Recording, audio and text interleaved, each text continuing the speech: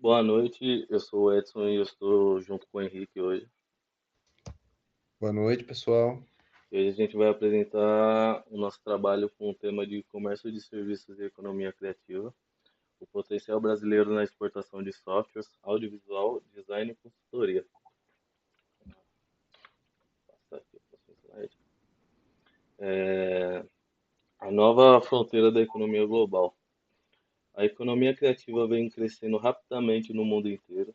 A- Atualmente, ela movimenta trilhões de dólares e já representa uma parte importante do PIB global. Além disso, os serviços digitais apresentam um crescimento anual muito acelerado, mostrando como o conhecimento e a criatividade passaram a gerar riquezas. Temos alguns exemplos aqui: 3% do PIB global, participação no produto inteiro bruto, 12% do crescimento anual, taxa de medida do setor de serviços digitais, e 7 trilhões de dólares aí na economia criativa mundial. A economia criativa envolve atividades baseadas em criatividade, conhecimento e inovação. Diferente dos setores tradicionais, o principal valor está na propriedade intelectual e nas ideias. Por isso, áreas como software, design, audiovisual e tecnologia possuem alto valor agregado. No comércio internacional de serviços, muitas vezes não existe transporte físico de produtos. Hoje, empresas brasileiras conseguem atender clientes em qualquer lugar do mundo de forma totalmente digital. Isso fez o mercado de serviço crescer muito com o avanço da internet e do trabalho remoto. O Brasil ele possui um grande potencial criativo por causa da sua diversidade cultural e a capacidade de inovação. Além disso, cidades como São Paulo, Recife, Florianópolis, elas se destacam como polos tecnológicos. Os profissionais brasileiros também vêm ganhando bastante reconhecimento internacional. O setor de tecnologia é um dos principais exemplos de exportação de serviço brasileiro. Empresas como Nubank e Stone, elas mostram que o Brasil consegue desenvolver soluções digitais competitivas globalmente. Além disso, áreas como inteligência artificial e computação em nuvem estão crescendo bastante aqui no Brasil.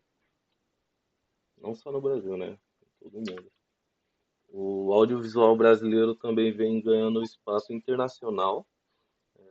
Plataformas de streaming como Netflix e Amazon Prime passaram a investir em produções nacionais, né?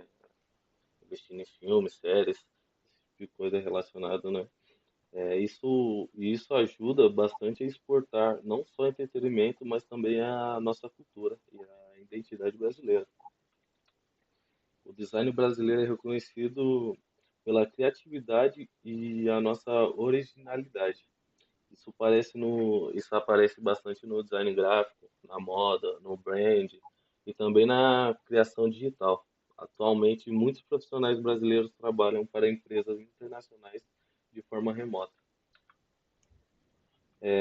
Outro setor importante é o de consultoria e serviços especializados.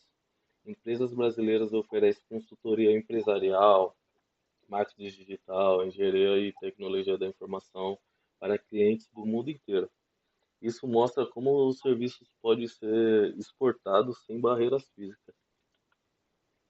Apesar do nosso crescimento, né, do crescimento, o Brasil ele ainda enfrenta bastante desafios para competir globalmente. Ao mesmo tempo, existem muitas oportunidades ligadas à inovação, transformação digital e expansão internacional. A partir daqui, né, o Henrique vai falar mais sobre desafios e oportunidades. Obrigado, Edson. Falando um pouquinho sobre os principais desafios que nós enfrentamos, dentre eles está a alta carga tributária, né, e a grande dificuldade de investimento, o que acaba reduzindo a competitividade das empresas brasileiras no mercado internacional. Ou seja, o Brasil perde força da parte de fora, né? Fora a baixa competitividade, conforme falei, investimento limitado e afins. É um cenário bem complicado. Pode passar, por favor. Edson? Oi? Obrigado.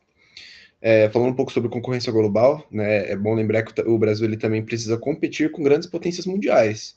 Estados Unidos, que lidera na área digital, a Índia, que é forte na tecnologia e o outsourcing, Coreia do Sul, que domina a área de entretenimento e games, Europa, né, no geral, assim, que ele é um mercado mais maduro, mais forte já, e com uma infraestrutura gigantesca.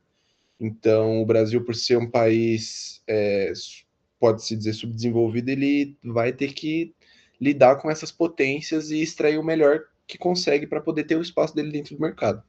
Né? Pode passar, por favor. Falando um pouco agora sobre a revolução digital nos serviços, né? A gente entende que a transformação digital ela mudou completamente o mercado de serviços. Mudou completamente. Tecnologias como a inteligência artificial, automação, computação em nuvem, né?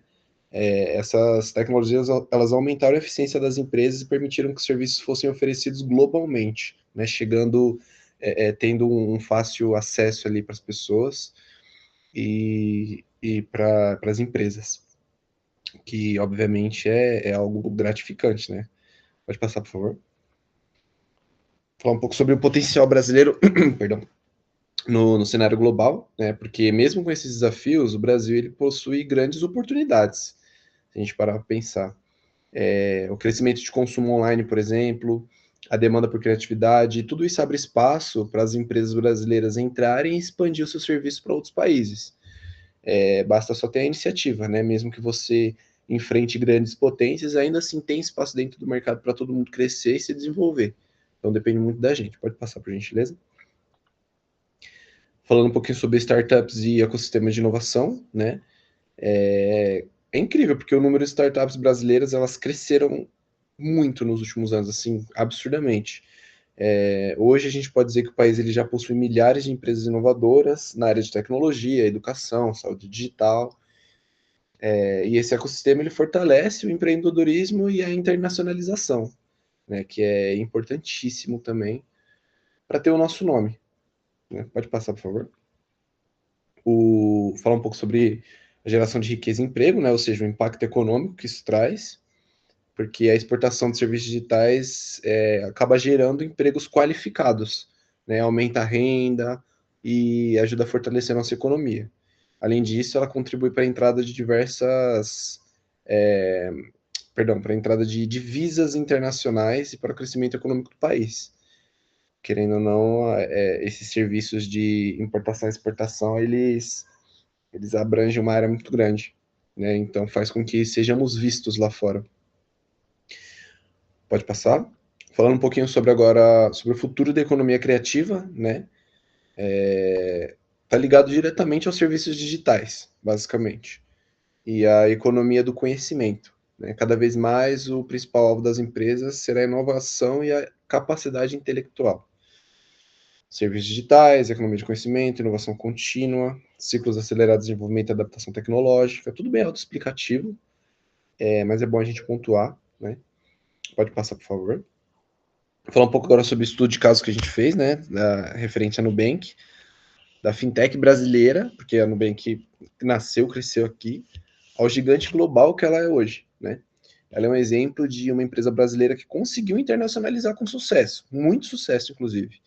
Expandiu suas operações para, acredito que para todos os países da América Latina, e mostrou que a tecnologia brasileira pode sim competir globalmente, que não é algo que é inviável ou muito distante.